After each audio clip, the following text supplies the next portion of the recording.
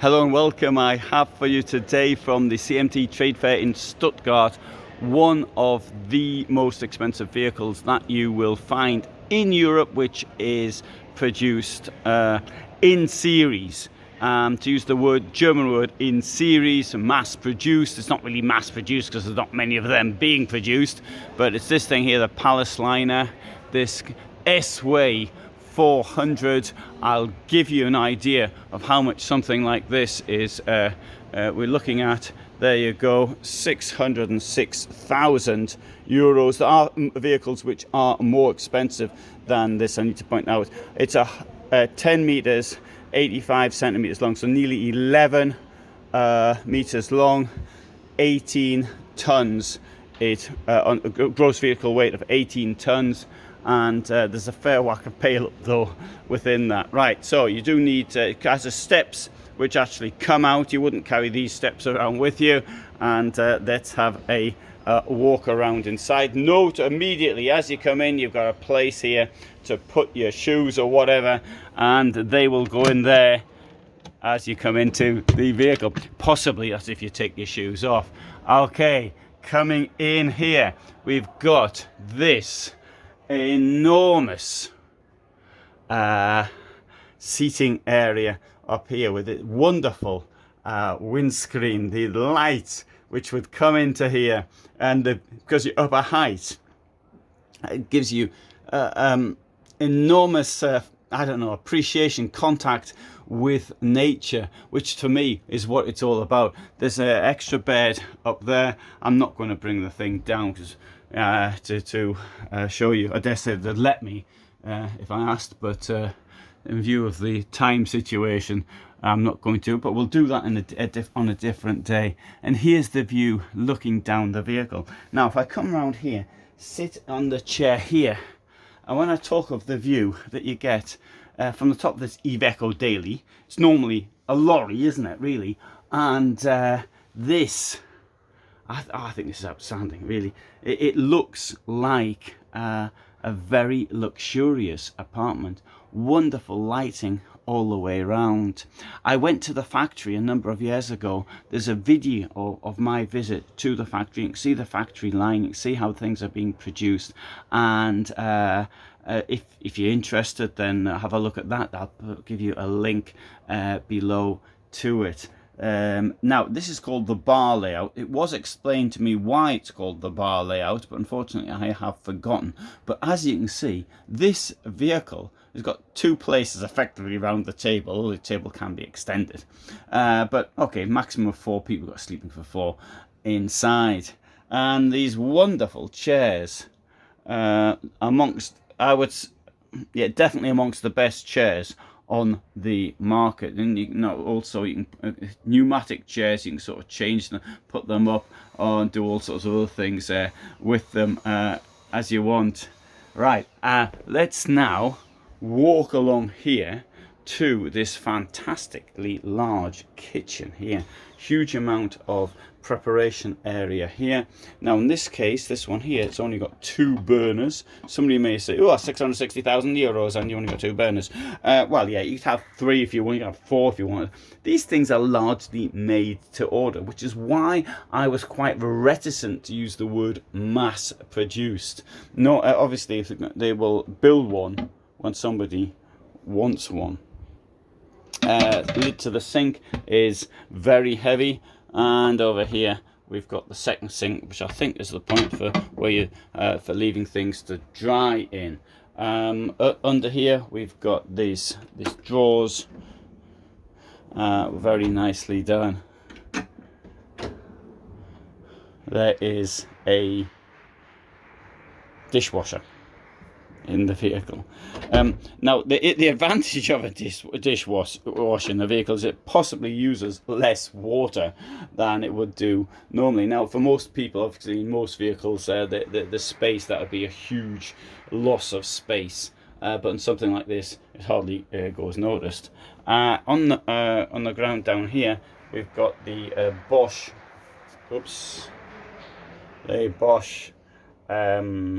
oven, and take it down to that so you can see how much space there is in there. Above the oven, we've got this fridge. Enormous fridge in that. And here we will find, you'd never guess that was a fridge though, would you? There we are, wardrobe. Now, at the back, there is the bed, obviously. Now, a thing is here, the bed has been raised, so as it happens, you can't actually. I'm going to put this onto me actually. So there's me up the first step, and I'm now touching the roof. All right, so up the second step, and up the third step, up the fourth step. So this is a bit like a crawl space, if you like, at the rear. I'm sort of exaggerating a bit there, but the bed, and why is the bed this height? Well, we'll have to see that from the outside. There are technical reasons why you can't go over a certain height, and that's why with vehicles such as this, the bed often is at not at standing height around it, but you can see enormous bed here at the back. You've got storage all the way around. There's a television will come out a bit. This is a dressing room, so you've got access to your clothes from wardrobes around. Although this wardrobe is still in the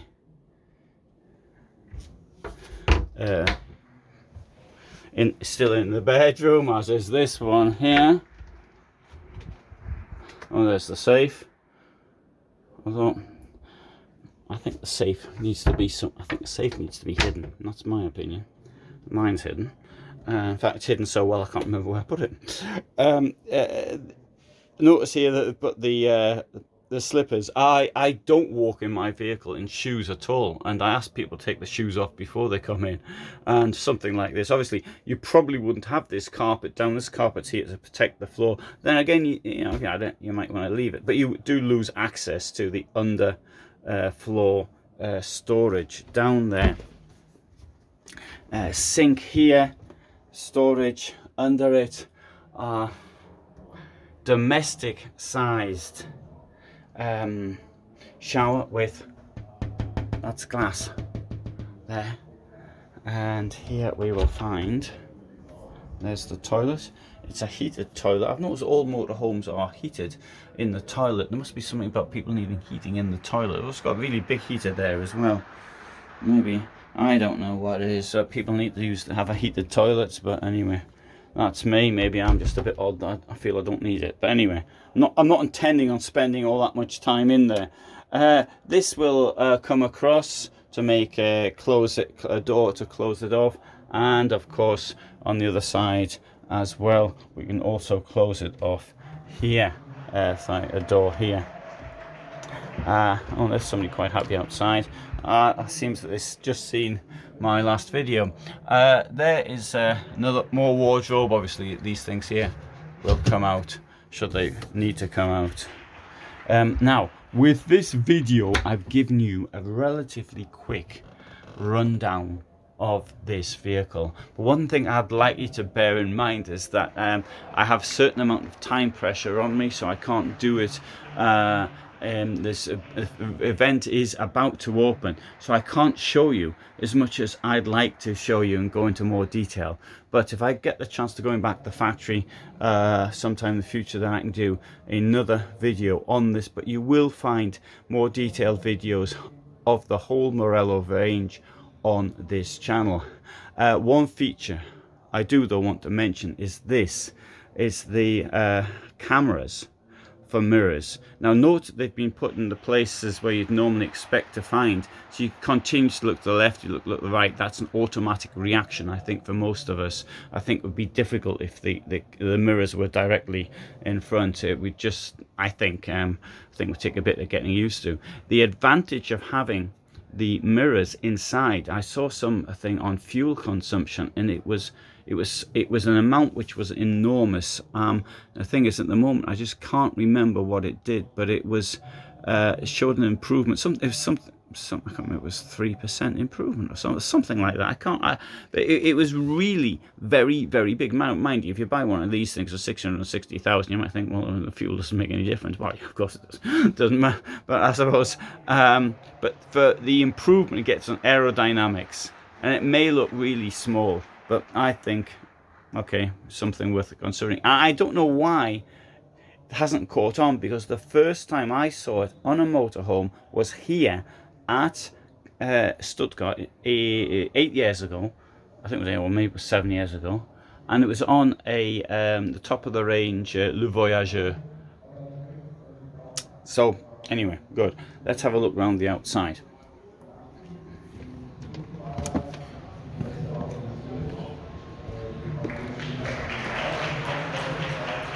And right, so at the back here we've got the garage. Well, it's closed at the moment, but that is the reason why the bedroom is so it's not very high.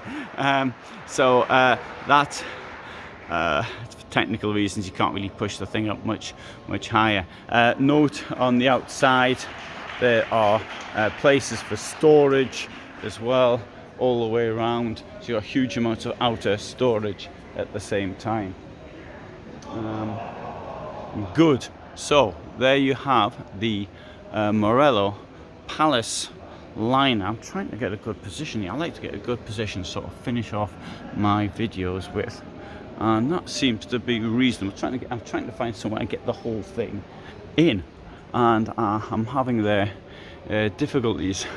There we go. Right, so normally I show what's available. I show the cheap stuff, and I show the expensive stuff, and this is absolutely at the top end of the market.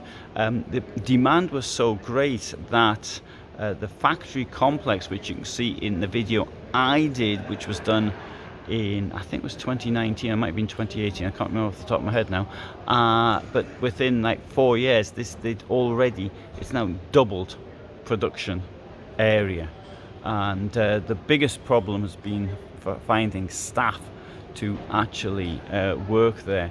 There's a number of companies in the immediate vicinity of Schusselfeld.